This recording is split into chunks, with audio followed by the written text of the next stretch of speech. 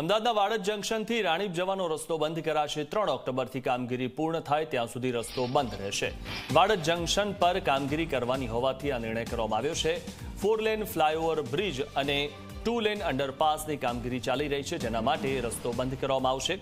ટ્રાફિકને વાડજ જંકશનથી ભીમજીપુરા 4 રસ્તા થઈને ડાયવર્ટ કરાશે। મ્યુનિસિપલ કોર્પોરેશનના બ્રિજ પ્રોજેક્ટ વિભાગ તરફથી વાડજ જંકશન ઉપર 4 લેન ફ્લાયઓવર બ્રિજ બનાવવાની અપાયેલી કામગીરી હમણાં સુધી મંથર ગતિથી ચાલી રહી હતી।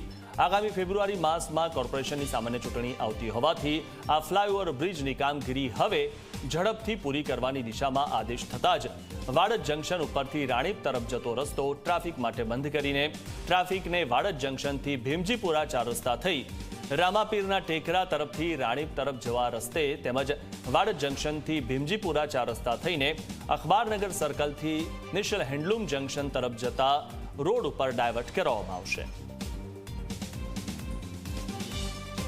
ભારે ટ્રાફિકની સમસ્યાથી ત્રસ્ત એવા અમદાવાદ શહેરના નવા વાડજ સર્કલ ખાતે અમદાવાદ મ્યુનિસિપલ કોર્પોરેશન દ્વારા 4 લેન ફ્લાયઓવર અને 2 લેન અંડરપાસની કામગીરી લાંબા સમયથી ચાલી રહી છે। હવે આ કામગીરી અંતર્ગત ગટર પિયર સહિતની ટેકનિકલ કામગીરી કરવાની હોવાથી આગામી 3 ઓક્ટોબરથી 2 મહિના સુધી અથવા તો કામગીરી પૂરી ન થાય ત્યાં સુધી ડાયવર્ઝન આપવામાં આવ્યું છે। ખાસ કરીને જે વાડજથી ભીમજીપુરા અને રાણી તરફનો જે વિસ્તાર છે, વ્યાસવાડી તરફનો જે વિસ્તાર છે, તેને આ ડાયવર્ઝનની અસર થશે અને જે આપ જોઈ શકો છો, જે ખૂબ જ મોટી સંખ્યામાં દિવસ દરમિયાન અહીંયાથી સેંકડો વાહનો, લગભગ 25,000 કરતાં પણ વધુ વાહનો અહીંયાથી પસાર થતા હોય છે, તેને આ અસરનો સામનો કરવો પડશે। એટલે હાલ પણ ખૂબ જ મંથર ગતિએ જે કામગીરી ચાલી રહી છે, તેના કારણે તંત્રએ કોન્ટ્રાક્ટરને મોટો દંડ પણ ફટકાર્યો છે।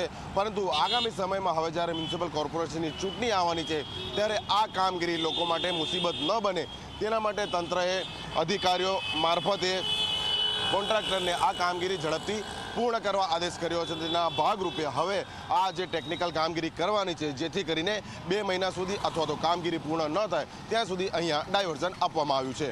કેમેરા પર્સન સૂર્યપ્રકાશ શર્મા સાથે અર્પણ કાયદાવાલા, ઝી મીડિયા, અમદાવાદ।